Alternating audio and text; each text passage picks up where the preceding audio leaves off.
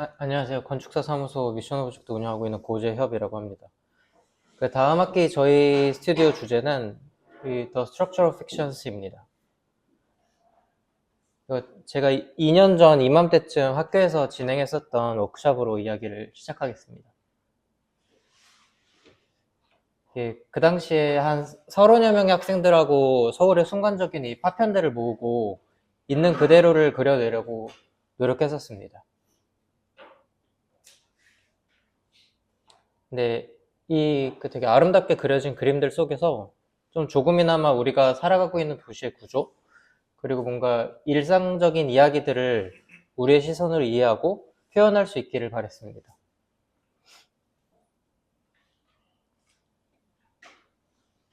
이거는 그 신세계백화점 앞에 크리스마스에 항상 매년 키는 그 부분인데요.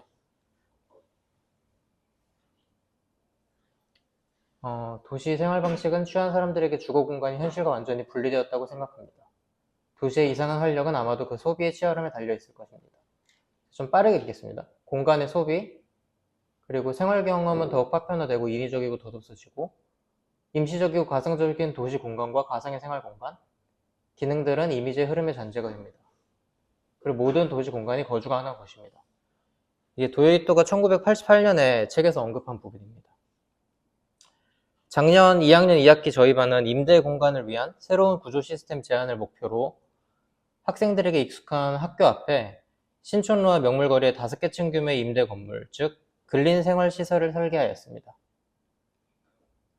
그 희원 씨 같은 경우는 현재 신촌의 임대 방식을 최대한 수용을 하면서 건축적 최소한의 개입을 통해서 임대 가이드라인 정도를 되어줄 수 있는 구조 시스템을 제안을 했었습니다.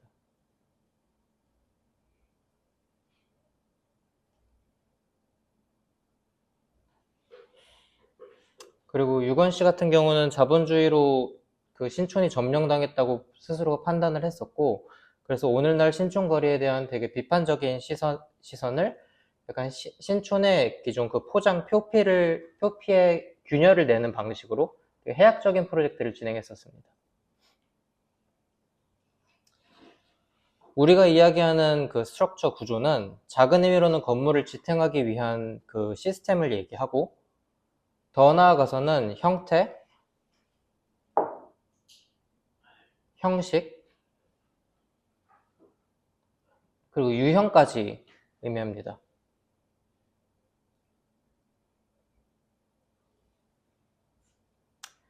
그리고 어떤 대상을 성립시키는 것 사이의 상호 연관까지 의미합니다. 우리는 시대적 욕망과, 즉 자본, 그리고 사회 혹은 개인의 욕망들이 서로 만나서 그 균형을 이루는 지점에 좀 관심이 있습니다. 다른 말로 지금 이 시대의 서울에서 할 수 있는 이야기, 즉 그 픽션을 써내는 것에 목표를 둡니다. 현실화되지 않은 프로젝트만이 제안할 수 있는 대안적 구조를 제안합니다. 이미지로만 존재하는 프로젝트이기에 오히려 더 극단적인 현실적인 이질감, 그리고 어색한 모순을 좀 추구합니다.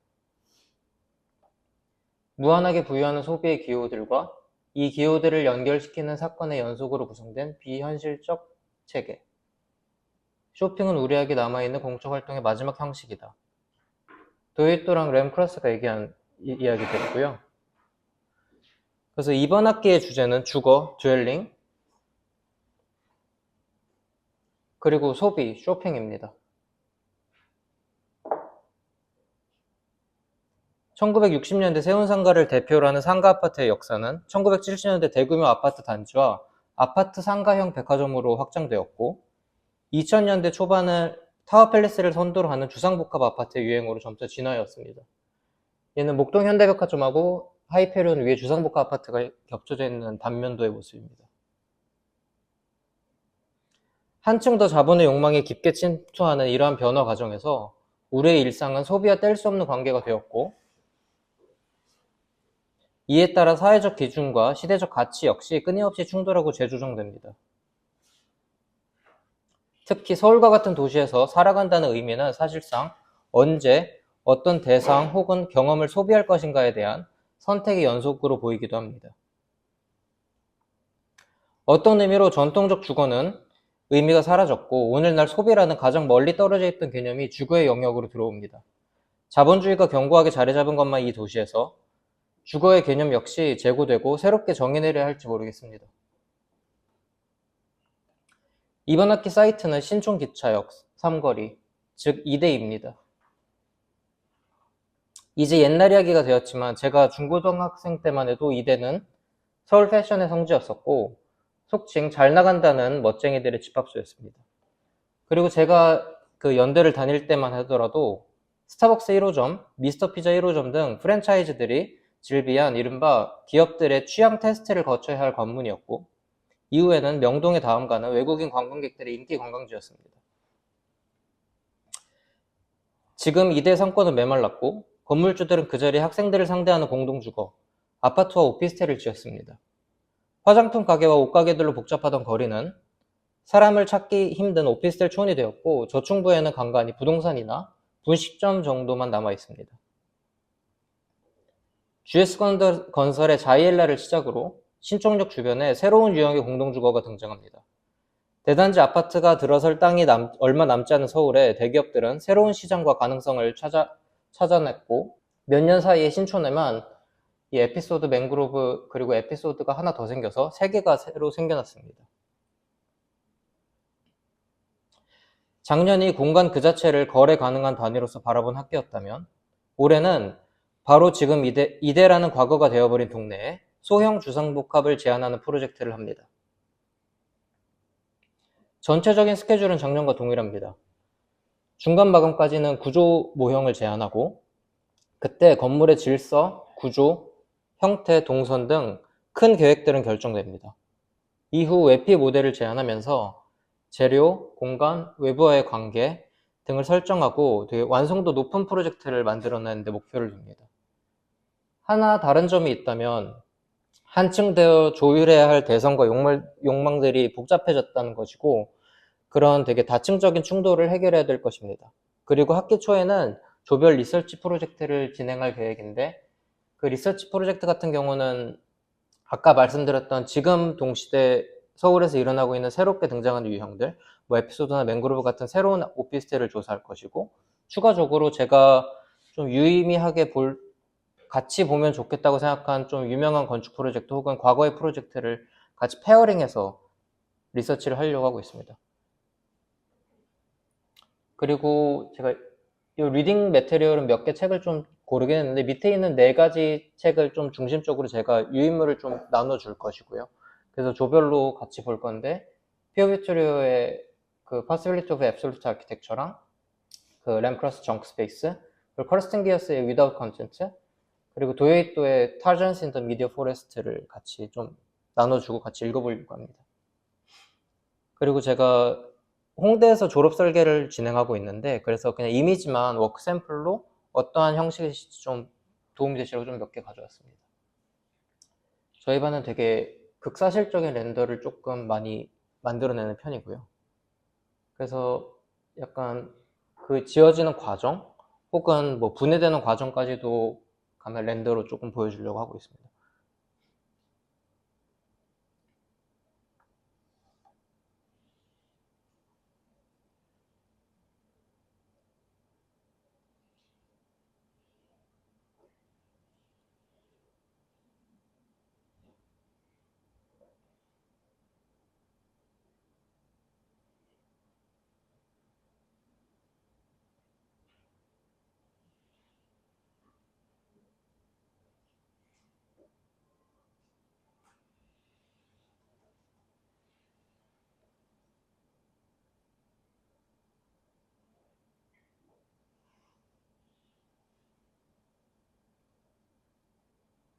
그리고 요거 같은 경우는 저희가 워크숍을 진행했었는데 개원예대에서 진행했었던 그 학생들이 살고 있는 본인의 원룸의 모습이고요.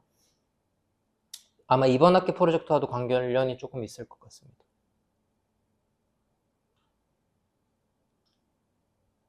그리고 이거는 작년에 연세대학교에서 진행했었던 그 대형 카페 리서치를 했었던 드로잉들입니다. 그리고 그 전해에 진행했었던 연대에서 진행했었던 모형 워크샵의 모형이고요.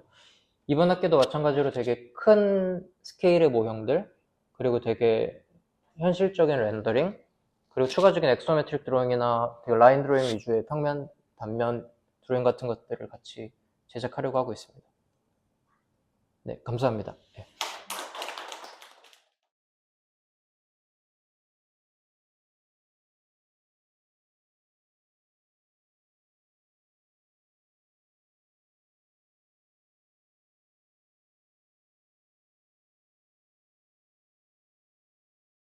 네.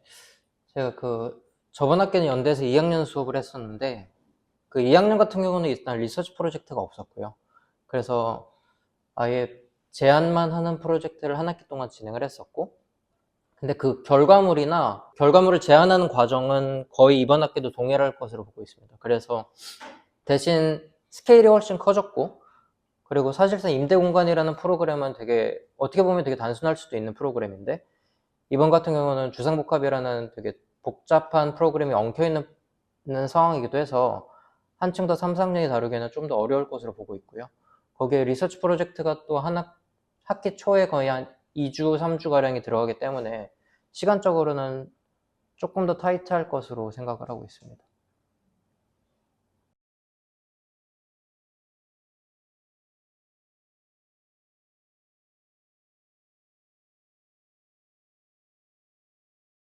무슨 소프트웨어를 써라라던가 어떤 톤으로 작업해라라던가 이런 건 따로 없는데, 아마 그리는 방식은 거의 비슷하게 유지를 할 것 같습니다. 아마 되게 리얼리티가 높은 렌더링, 그리고 라인 드로잉으로 구성된 엑소메트릭의 채색이 된 엑소메트릭, 뭐 이 정도만 계속 정해주고 있는데, 아무래도 그러다 보니까 학생들끼리 어느 정도 결은 일치하는 그런 결과물들은 이번에도 아마 예상이 되고 있고요.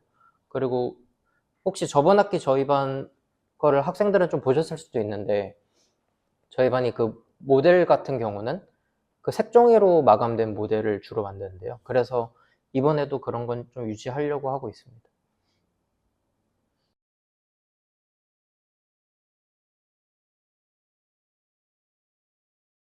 그래서 이번에는 아마 건폐율하고 용적률 정도, 그리고 층수 규모에 대한 것들은 조금 지키려고 하고 있는데, 그 외에 되게 뭐 예를 들어 코어의 개수라던가 아니면 뭐 인동 간격, 그리고 뭐 테라스, 이렇게 아파트에 들어가는 복잡한 법규들은 어느 정도 생략을 하려고 하고 있습니다.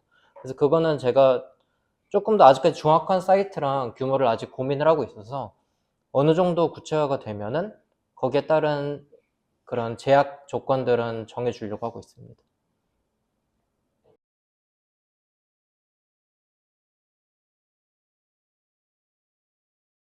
아까 제가 되게 초반에 말씀드렸는데, 뭔가 그런 되게 일상적이거나 임시적인 그런 파편을 좀 캡처링하는 것에 좀 목표를 많이 둔다고 말씀을 드렸었는데, 그런 용도로는 지금 하고 있는 드로잉들이 저는 개인적으로 어느 정도 주제를 담아내기에 되게 좋다고 보고 있고요.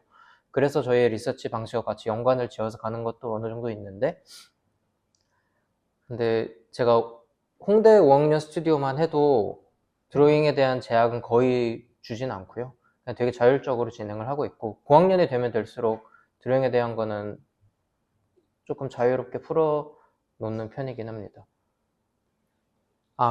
그리고 제가 그 색깔, 아까 말씀 못 드렸었는데, 제가 그 드로잉도 그렇고 모형도 그렇고 색깔을 다, 모든 면을 다 칠하게 하는데요. 그건 연대 저번 학기에서도 그렇고 아마 앞으로도 계속 이번 학기도 그럴 것 같은데, 그 각 면에 대해서 고민을 하는 과정이 건축 프로젝트에서는 완성도를 한층 더 높일 수 있다고 생각을 하는 편이어서, 여기 있는 학생들 대부분 다 저랑 워크숍을 같이 했었던 학생들인데, 이게 엑소메트릭을 그리고 뭔가 그 면을 어떤 색으로 고민하는 그 과정 자체가 설계 일부라고 좀 생각을 하고 있어서 모형도 마찬가지로 하고 있습니다.